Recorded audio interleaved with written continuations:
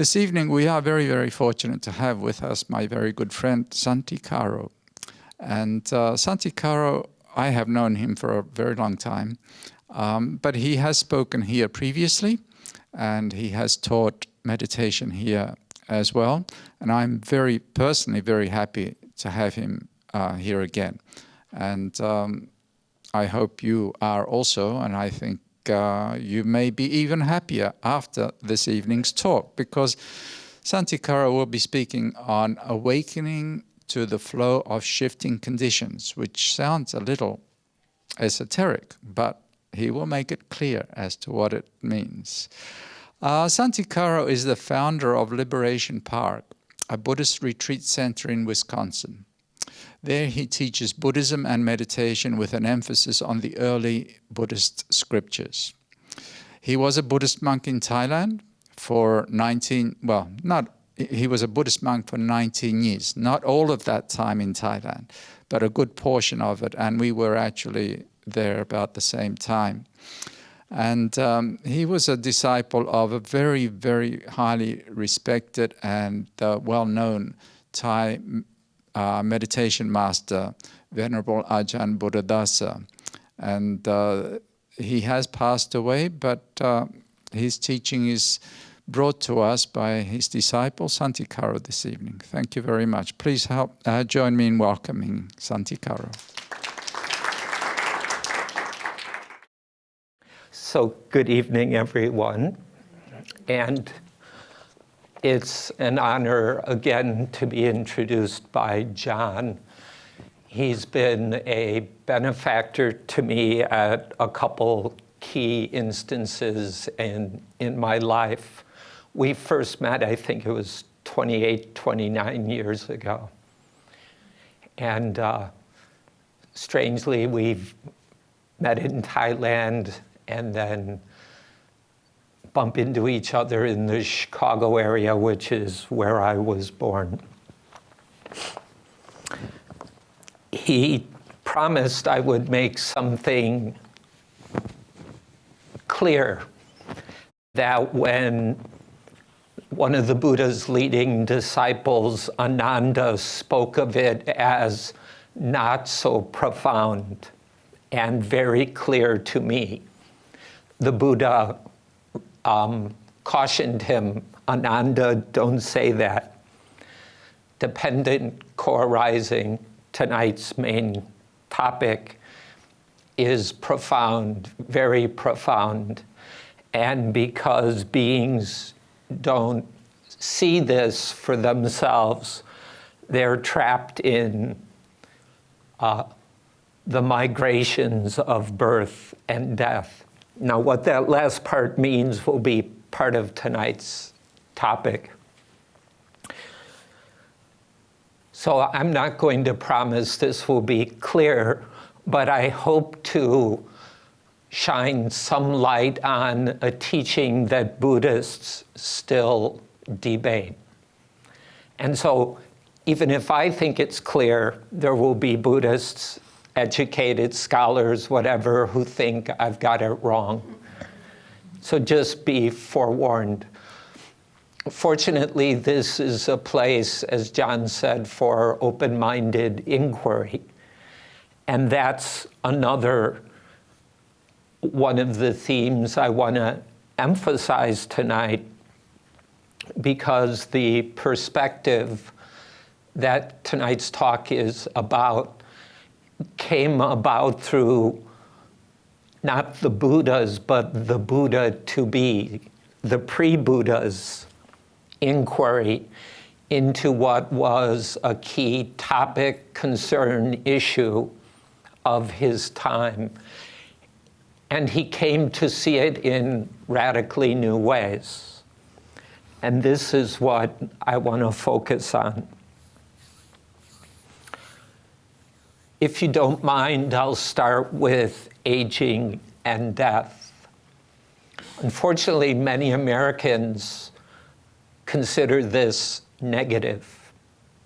And it's frequently been the feedback to me, or somebody will always raise their hand, okay, I understand the importance of that, but What about the positive side? For now, I'll just say that aging in death in a Buddhist view is neither positive nor negative.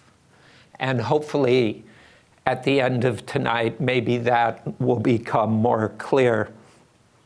If you're enough of a mainstream American to consider aging in death to somehow be negative or bad. The point I'd like to begin with aging in death is how this is something, or aging in death together, which is a term used in the early Buddhist teachings over and over again. Aging in death is something that has troubled humanity since we became self-conscious. You might think of Adam and Eve realizing they were naked, being expelled from Eden. That's a kind of aging and death. Now, usually people think of aging and death in physical terms. Our bodies get old, faculties diminish, hearing may go. Nowadays, we have Alzheimer's and other forms of dementia, other diseases of aging. And then death usually refers to physical death of the body. I'm not sure that's all that aging in death means. And in fact, I think there's much more to aging in death than the biological process. But the biological reality is part of the issue. For most of human history, lifespans were somewhat short. Famine, before modern medicine, various diseases could wipe out populations, like the way European diseases decimated the Native Americans over a period of a couple hundred years on this continent. It's not hard to imagine how much aging and death would be on the radar screens of most of humanity for most of history. On the surface, it's a little different now.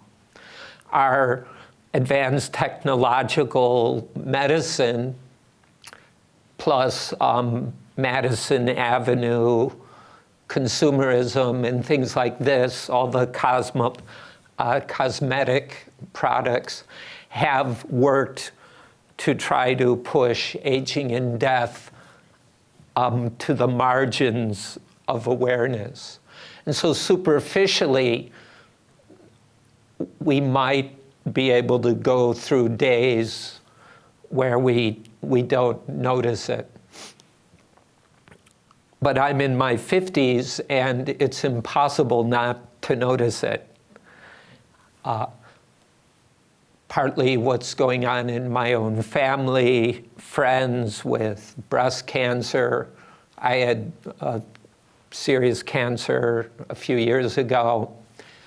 The examples of illness, aging, and death are all over. And if we turn on the news, since we live in a highly militarized society with big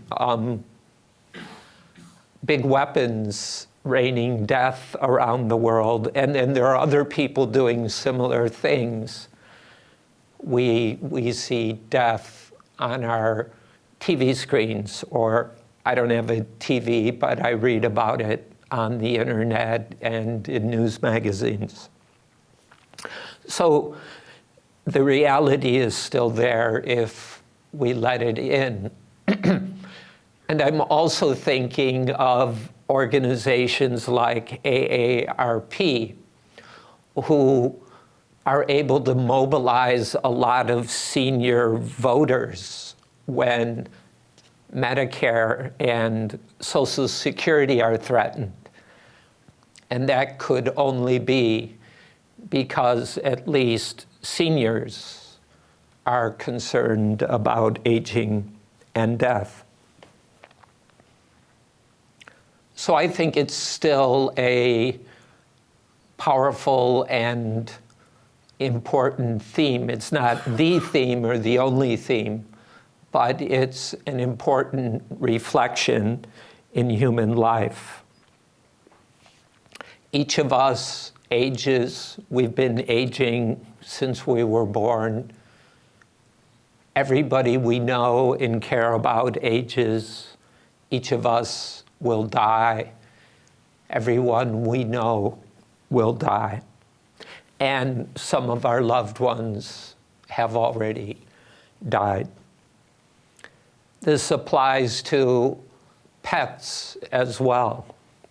Maybe not such an important theme in the Buddha's time, but a lot of us depend on our pets for companionship and even sanity. But also a lot of our stuff. At Liberation Park last week, some of the ropes holding one of our tents up frayed from weathering and broke. And parts of the tent, the fly that protects it, were in danger of coming down. I take things like this as aging in death. All our stuff, our cars, our homes, like our bodies, are in constant need of maintenance and care, because they too are subject to aging and death. And if I may stretch this a little bit, I would say this applies to societies and cultures. I wonder, for example, if our own society is past its peak, and the kind of ugly stuff we see in Washington, what looks like gross self-centeredness, weakening of civic mindedness. I see these as examples of social aging and decay. In traditional Buddhist literature, the word for aging is often taken to mean decay, deterioration. And societies, cultures, end and die. Aging and death, if we choose to inquire, shines a light into many aspects of our lives. In early Buddhism, in a recent talk, I tallied up about 7, 8 ways aging in death is used, for example, as a basis for kindness. Because we all age and die, we all wish to be happy and do what we can to avoid pain and suffering. Kindness is an appropriate response to other beings that are of the same kind as we are, that is, subject to aging and death. Or another key example is aging and death, when we start to notice it, is a very visceral, direct, immediate example of impermanence. And when push comes to shove, our lives are not in our control. Anybody who's been sick enough to enter the medical system, or anybody who worries about medical or insurance or Obamacare or the exchanges or the website that's not doing so good. aging and death, as well as illness and birth, help us realize that in a world of impermanence, nothing is fully in our control. So there are profound insights and perspectives that Buddhism derives in part from awareness of aging and death. Tonight, I want to examine one of these, aging and death as the issue that led to what I like to call the bodhisattva's big question. The bodhisattva is a technical term in early Buddhism for the person who awakened as the Buddha. Properly, it wasn't until the awakening, or what some call the enlightenment, that he became a Buddha. So before that, the word used is bodhisattva, the awakening being, or sometimes I just say the Buddha to be.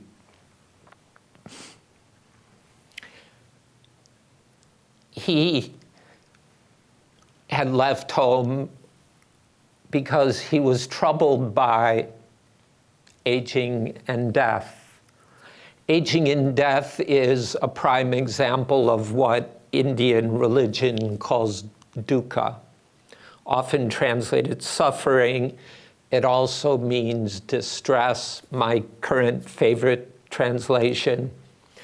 And part of its etymology is when the wheel hole of a wheel that fits over the axle of a cart, say an ox cart, when it's not moving smoothly, there's friction, there's wobble. That's dukkha. When our life has unnecessary friction and wobbliness. And aging and death bring this home for us if other things haven't started to spark our attention already. In the culture of that time, and I mean the religious philosophical culture, what many scholars call the Vedic culture, aging and death was seen as part of a wheel that includes birth. And this is partly why speaking of aging and death is negative doesn't make much sense from this perspective, because there's no aging and death without birth. And generally, we like to celebrate birth. Well, then we should celebrate aging and death, because they go together. Or birth is negative. Or maybe my own perspective, words like positive, negative, good, bad are too superficial and simplistic to apply. For the couple hundred years previous to the bodhisattva's life, a philosophical tradition had developed out of the older Vedas. And as theories developed, there was a difference on details, and I'm by no means a scholar of this, but roughly there were a lot of thinkers, religious seekers who believed that there is something they called Atman. It has other names, but I'll use Atman tonight. There is some essence within each of us and all living things. But I'll focus for now on human beings because for the most part, that's who we are. as far as I can tell. In each of us, the belief or the understanding was there is an Atman, some lasting essence that is more or less independent. So our Atmans are independent of each other. And they take birth within bodies, that is, reincarnate. And after being reincarnated, they undergo all the trials and tribulations of physical existence, culminating in aging and death. So in this perspective, birth, aging, illness, and death came to be seen as a trap. This may not be the mainstream American view, but in that culture in which the Buddha to be was looking for something, basically looking for a response to dukkha, to suffering and distress. This being trapped in a wheel of birth, aging, and death seemed to be a unpleasant, even negative situation.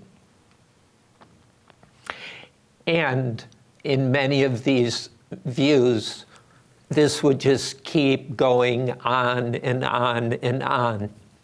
Various teachers and theorists offered their theories or ideas about a way out. That's the context for the Buddha to be, and where I want to dig a little deeper now. The Buddha to be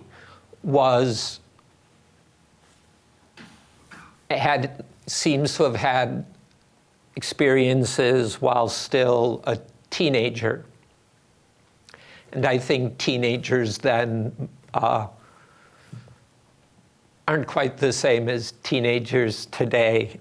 Adolescence in warrior tribes was probably not delayed like often happens in our society. But still, he was rather precocious and was noticing illness, aging, death, and opted out of a career as local chieftain. The idea he was a prince is a later projection backward in time from feudal societies hundreds of years after. The historical evidence points to the Buddha to be more being the son of a prominent chieftain within a federation of warrior tribes. And his father was probably the head chief of the Council of Chiefs. And it's not clear if that was hereditary, but anyway, within that tribal society, and we don't have a lot of details what it was like. It seemed the Buddha to be had a rosy future as a leader. And he walked away from that because he considered the question of what do we do in the face of birth, aging, illness, and death.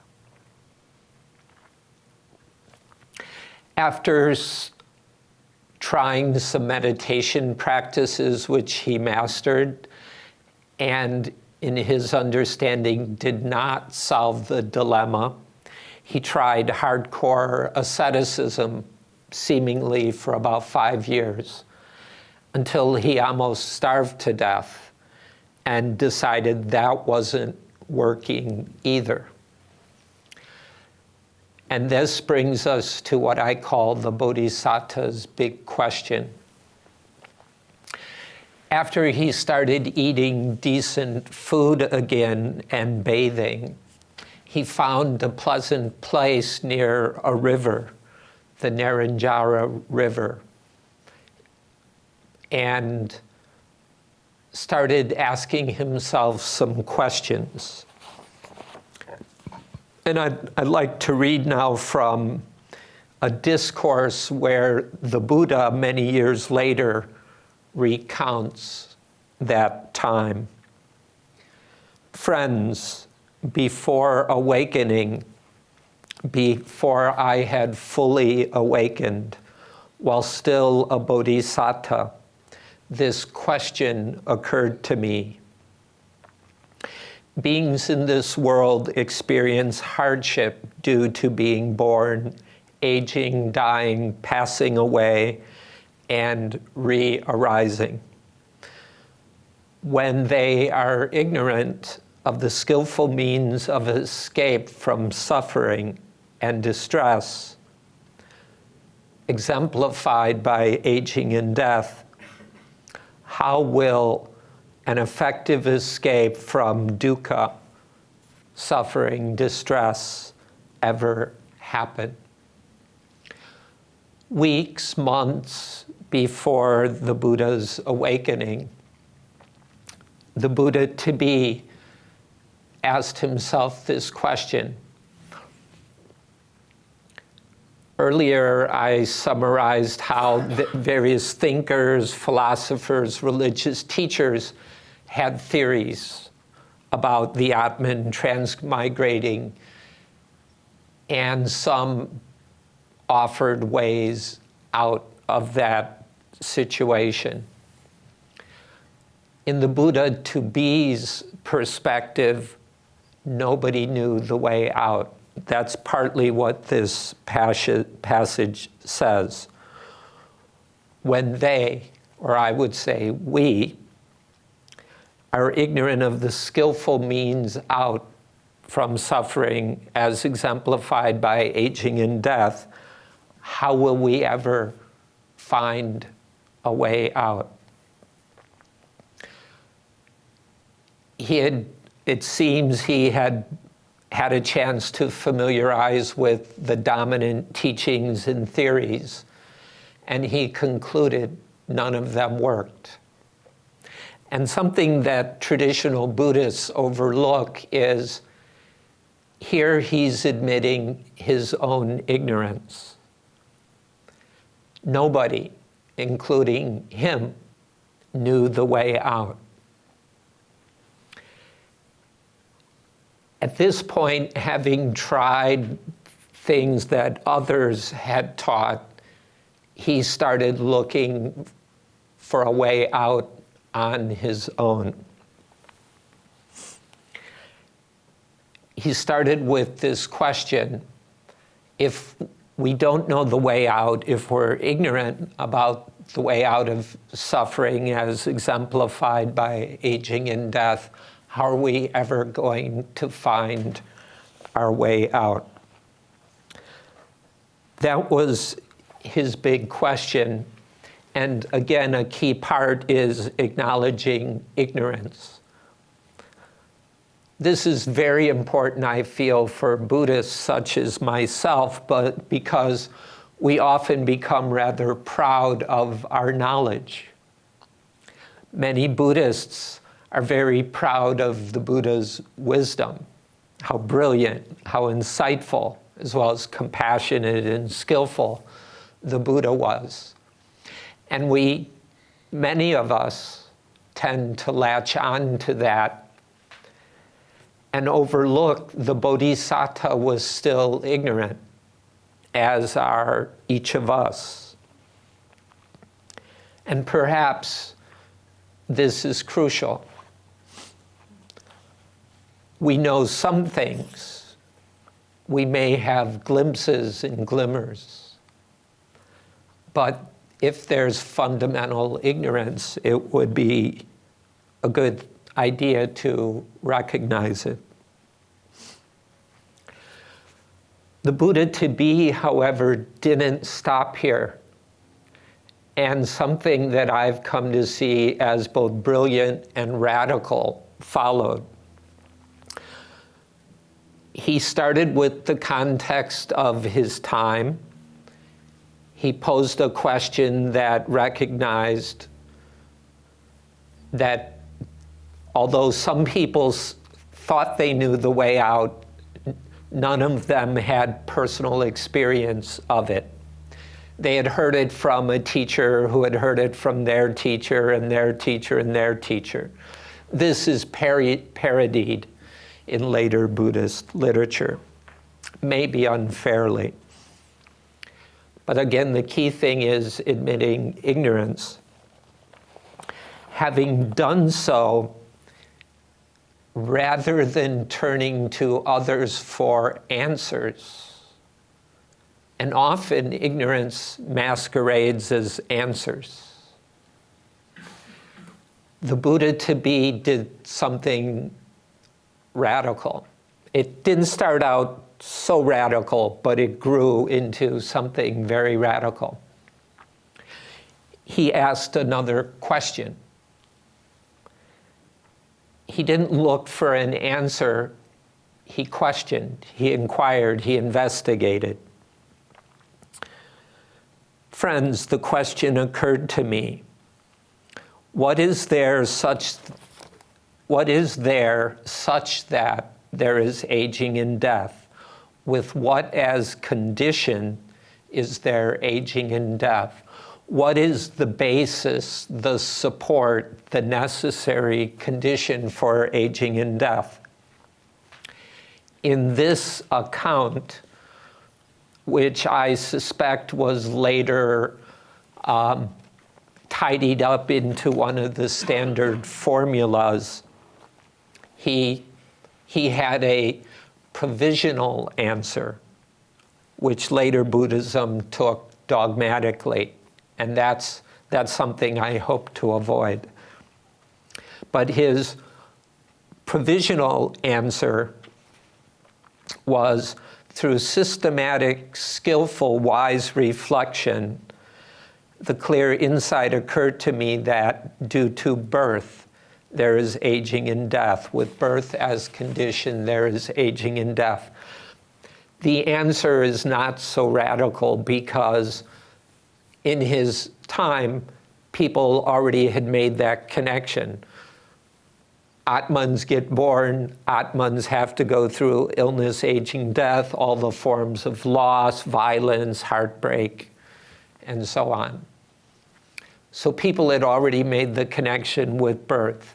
So that might not have been so radical, but having asked the question was the beginning of the radical move. And then he wasn't content with, oh, I've got the answer. He asked another question. Okay, aging and death depends on birth. What does birth depend on? And he came up with a response to that question.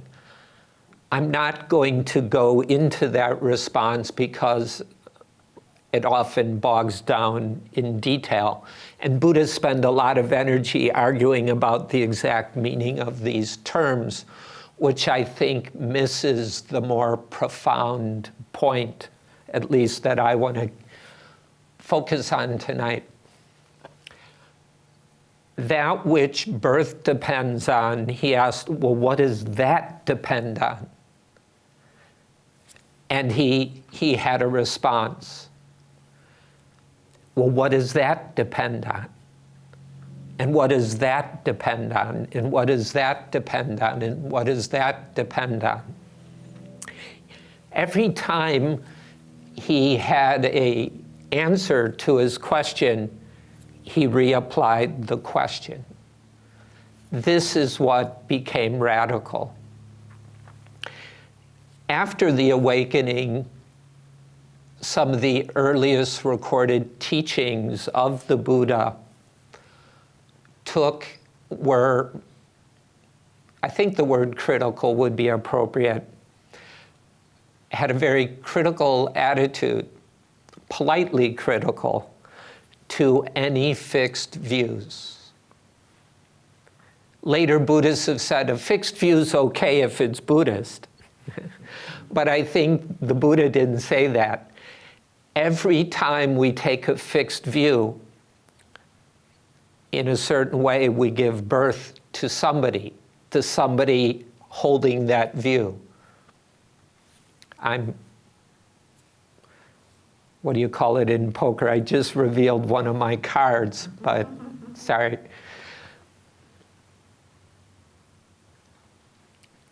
Instead of taking any provisional answer, let's say those answers all had a certain amount of validity, but they were not the solution. They helped inquire, but they weren't the way out of dukkha. So he kept looking. And what I think happened was, as he kept inquiring, aging and death depends on birth, which depends on, I'll throw in the terms, becoming. Becoming depends on clinging, on craving, on feeling, on sense experience, on mind, body, on consciousness. And then those kind of feed back on each other. What I think happened was, by asking these questions, his attention shifted. And this is the shift in the title of this talk, that a shift happened where, instead of thinking of Atmans or beings or me and you that are born, age, and die, the Buddha-to-be started to see not entities or individuals, separate individuals. The Buddha never denied individuality. He just pointed out it was conditional and relative, not absolute. That if we keep inquiring, what we see are processes, which is a modern word. A nature metaphor from that time that applies is streams. What we see are streams and flows of changing experience. By asking the series of questions and not settling for a provisional, partial answer, or a superstructure of partial answers that create a systematic theory, he shifted his way of seeing his own life, the world, and everything as streams of stuff. The Pali word the Buddha used is Dhamma, phenomena, natural phenomena, but the Anglo-Saxon stuff is also a good translation. Streams of stuff where none of the stuff can exist on its own. Everything in all our experiences, our feelings, our thoughts, our memories, our sensate, embodied experience, sounds, visual experience, our creativity, our stuckness, all of it, if we pay attention, are streams. And everything we can notice in these streams is connected with, influenced by, dependent on, conditioned by other stuff. And so these are streams of dependent co-arising. Dependent means nothing happens by itself. Nothing is independent. Co-arising means things arise together with other things. And things that are dependent, conditioned, and arise with other things have a very flimsy thingness. Generally, we take things, like I'm looking and seeing chairs or objects in the room. Our perceptual system delineates things as separate. And we tend to take them as separate, and then we can target them with our desires, with ownership, with our anger, our fear, our greed, envy, pride. And this can be both external things and internal things, memories, emotions, thoughts. When we see all this stuff as streams of stuff arising with other stuff, dependent on other stuff, none of this stuff, including these bodies, these minds, these thoughts, feelings, these words, the hearing, any thinking that's going on, even consciousness itself, none of it can be isolated as an independent thing, entity, or essence.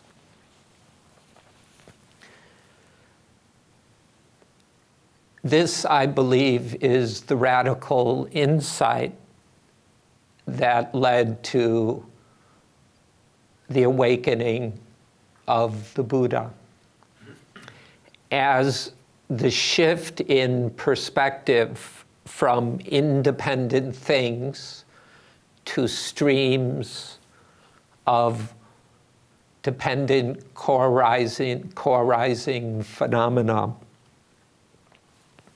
As that happened, the belief in an essence or an Atman, and it's important here, the Atman the Buddha critiqued is an Atman that is independent, that lasts. And he saw two wrong views: Atmans that are eternal and Atmans that are cut off or annihilated, say, at death. Those were two opposing views about Atmans. They either last or they don't last. But he came to see any idea of some independent essence at the core of our being or wherever can't be found when there are streams of co-arisen phenomena. And this seems to be the resolution of the dilemma. As long as there is belief in an isolated or separate individual essence that I truly am and will be, that's going to keep going through birth, aging, and death. Whether we take birth, aging, and death in physical terms or, as some of us do, more metaphorical terms, such as ego birth. Like, I often take birth to mean the birth of egoism in the forms of greed, hatred, delusion. And when greed, hatred, and delusion are born in us, we get identified with our greed, hatred, anger, fear, delusion. And that in itself is a kind of aging and death. Every time we give birth to ourselves with confusion, pride, boredom, and those things. Many Buddhists take birth, aging, and death in literal physical terms. That interests me less than the birth, aging, illness, and death I can see happening repeatedly each day. But whichever way we take it, as long as there's belief in somebody here, all the change that we call aging and death, or illness, or bankruptcy, or bad economy, or heartbreak, or divorce,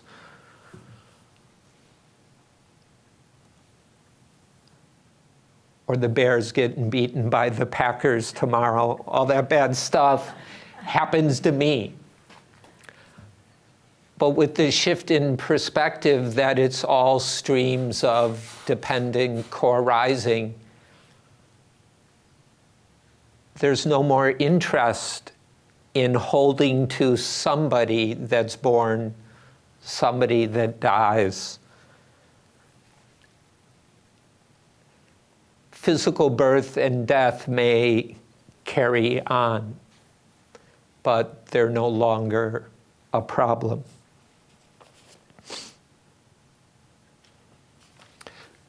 The skillful means of escape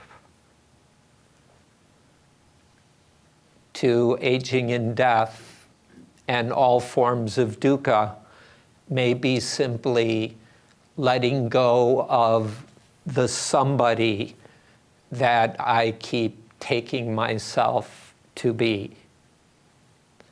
And every time I do that, I create some form of illness, aging, and death for myself.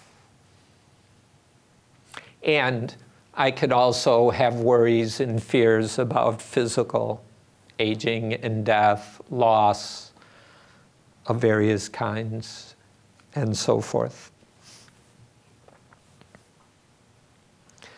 In short, if we still believe there's somebody to be born and who will die, that's what we get.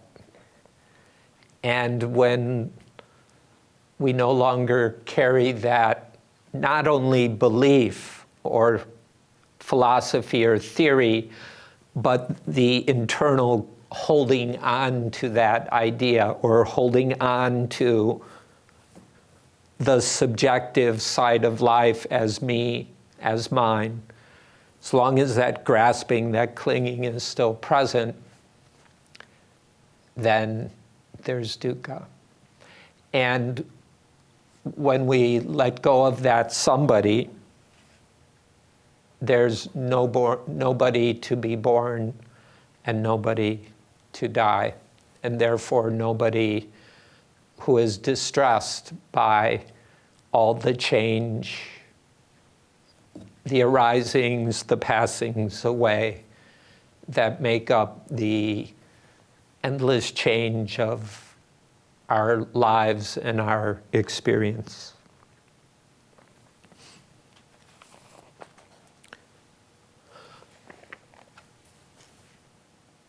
Those are some key perspectives that I find in the body of teaching known as dependent co-arising or dependent origination, paticca samuppada in the Buddha's language.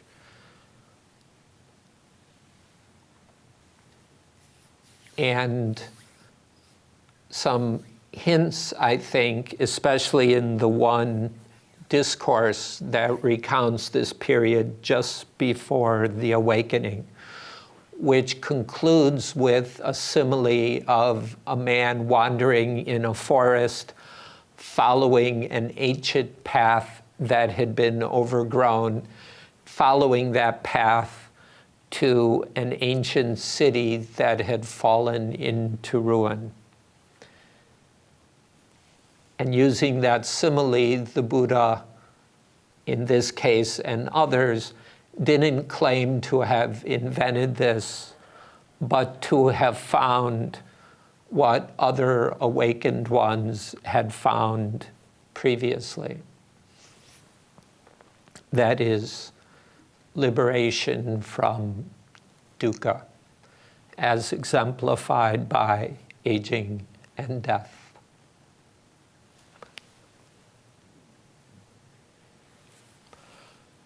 that concludes the prepared part. I leave it to you to assess whether that was clear or not. Feel free to inform me or ask questions or respond in any ways you like. Thank you, Santikaro. Or if you do have questions, if you can just raise your hand and I'll bring you the microphone so we can record the question as well as the answer. And you can also make comments. Way in back.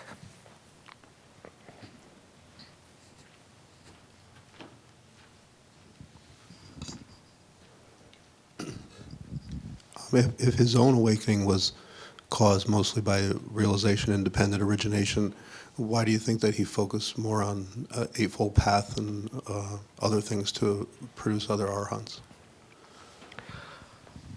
The perspective of depending co-arising also runs throughout the teachings and was at least once, maybe a couple other times, described as the middle way of teaching. And the Noble Eightfold Path is also known as the middle way of practice. And so they go together. And the Noble Eightfold Path, the first link in the path is right view or appropriate view, which is often expressed in terms of suffering, the origin of suffering, the quenching or end of suffering, and the path leading to the end of suffering, which is what depending co-arising is about. And sometimes those four, which are called the noble truths or ennobling realities, are equated with dependent co-arising. So one way to see the connection is the more we see depending co-arising, the more we have the wise perspective to guide our spiritual practice. And then the more our practice is on track, the more we have experiential insight into change, uncertainty, the limitations of fixed views, the problems of craving and clinging and egoism, which deepens our understanding of dependent co-arising.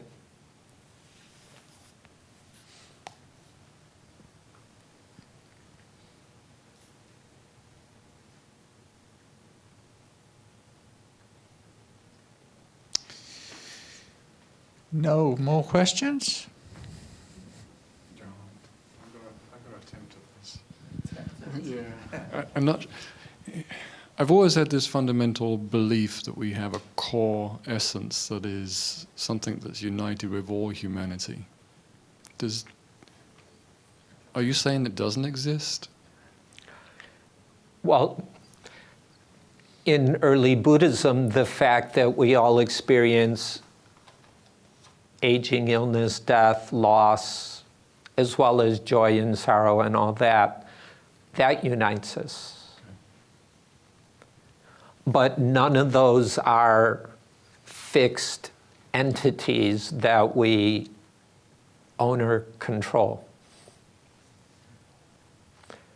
So there's a lot of commonality. We all are subject to the same forces. We're made up of the same stuff.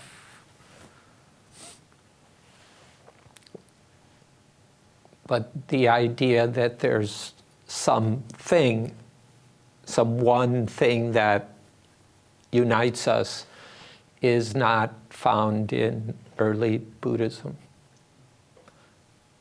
Some later forms of Buddhism brought that idea back in.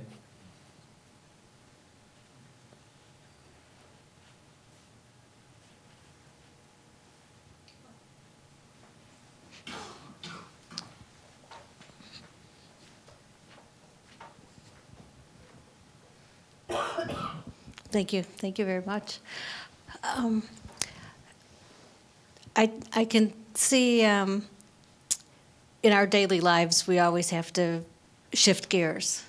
I mean, literally driving a car or adapt to a new situation in home or work. So this is kind of like comparable to shifting gears, only in a spiritual way. So we all know how to do this already, all the time, right? If we're still alive.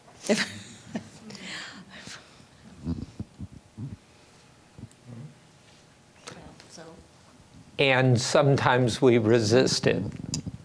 Frequently we resist it. And so we grind the gears.